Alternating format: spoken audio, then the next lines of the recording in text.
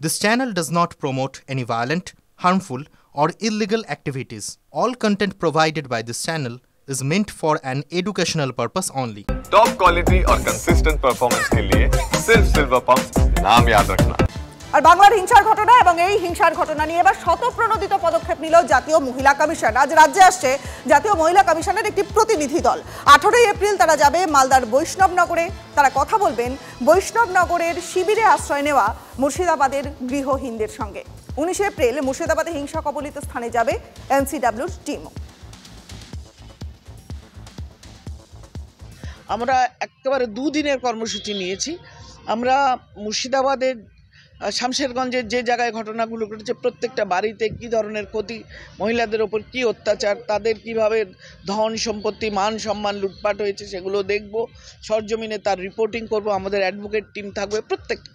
শুধুমাত্র তাই নয়, তার সাথে আমরা পরের দিন যারা ডিসপ্লেসড বাড়ি ছেড়ে পালিয়ে এসে ত্রাণ শিবিরে যারা আশ্রয় নিয়েছেন সে শতাধিক মহিলা, তাদের সাথে আমরা আলাপ আলোচনা করে তাদের রিহ্যাবিলিটেশন, তাদের কি করে মানসিকভাবে এবং ফিজিক্যালি তাদের নিজের জায়গায় পৌঁছে দিয়ে তাদের আগামী দিনগুলো তারা নাগরিক জীবন যাতে সুসম্পন্ন করতে পারেন কোনো ভয়ভীতির বাইরে দিয়ে, রাজ্য সরকারকে সেগুলো করতে আমরা বাধ্য করি।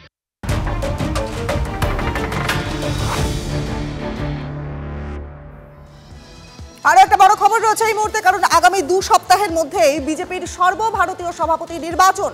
কিন্তু বঙ্গ বিজেপির মাথায় কে বসবেন, সূত্রের খবর বলছে যে এখনো ঠিক করতে পারেননি শাহ এবং নাড্ডারা। চলতি সপ্তাহে আরও 7টি রাজ্যের সভাপতি ঘোষণা করা হবে, কিন্তু সেই তালিকাতে, অর্থাৎ এই যে 7টা রাজ্যের সভাপতি ঘোষণা করা হবে সেই তালিকাতে বাংলার নাম এখনো চূড়ান্ত নয়। কিন্তু আগামী 2 সপ্তাহের মধ্যেই বিজেপির সর্বভারতীয় সভাপতি নির্বাচন। আমাদের সহকর্মী জ্যোতির্ময় কর্মকার এই মুহূর্তে রয়েছেন আমাদের সঙ্গে। জ্যোতির্ময়ের সঙ্গে কথা বলবো। জ্যোতির্ময়, এই যে রাজ্যগুলোতে সভাপতি নির্বাচন সেগুলো যদি শেষ না হয় তাহলে সর্বভারতীয় সভাপতি নির্বাচন এটা 2 সপ্তাহের মধ্যে কি সম্ভব?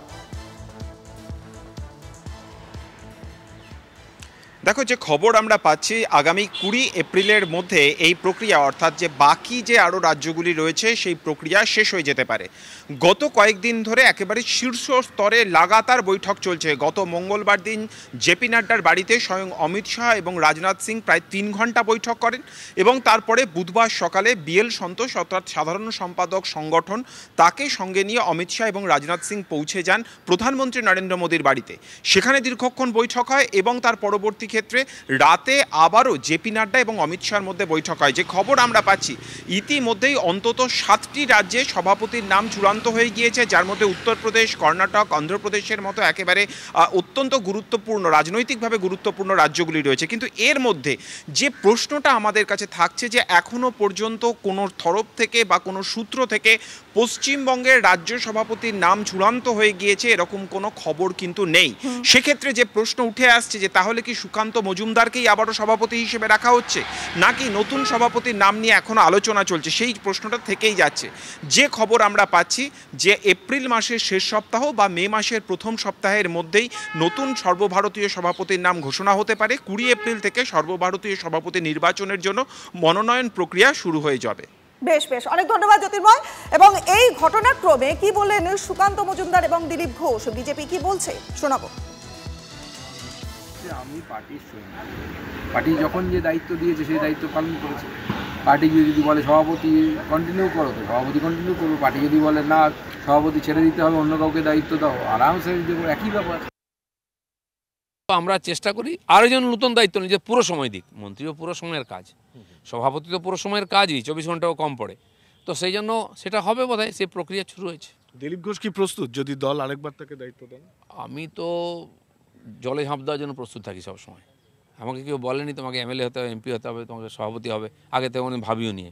তো সেই জন্য পার্টি যদি মনে করে দিলীপ ঘোষকে প্রেসিডেন্ট করবে তো আমি পার্টির কথা মানবো, কিন্তু পেছনে তাকাবার কোনো মানে হয় না। আমি আমার দুটো ইনিংস খেলে দিয়েছি 6 বছর, তো সেই জন্য নতুন নেতৃত্ব নিয়ে আসা হোক। আমিও 60 বছর পার করলাম, তো 40, 45, 50 বছরের যুবককে দেওয়া হোক যে ছুটাছুটি করবে। পশ্চিমবাংলার রাজনীতি মানে সবসময় ময়দানে থাকতে হয়। কুণাল ঘোষ এবং সুজন চক্রবর্তীর বক্তব্য রয়েছে আমাদের কাছে, শুনুন। ওনাকে অপমান করা হয়েছে, ওনাকে সভাপতি সরানো হয়েছে, সর্বভারতীয় সহসভাপতি করা হয়েছিল, সেখান থেকে সরানো হয়েছে। এমপি ছিলেন, সেটাকে সিট বদলে হারিয়ে দেওয়া হয়েছে। ফলে উনি বলতে চাইছেন, দেখো আমি পার্টির জন্য কাজ করতে চাই, আমি ফাঁকা বসে আছি, এই সুকান্তবাবু আর শুভেন্দুবাবুদের দিয়ে হচ্ছে না, আমায় দাও। তো এইটাই বলতে চাইছেন, বুঝতে হবে তো মনের কথাটা। মোদ্দা কথা, শুভেন্দু অধিকারী যোগ্যতা অনুযায়ী চলতে পারছেন না, মানে তার সেই যোগ্যতা নেই দল চালাবার মতন, বিরোধী নেতৃত্ব দেওয়ার মতন।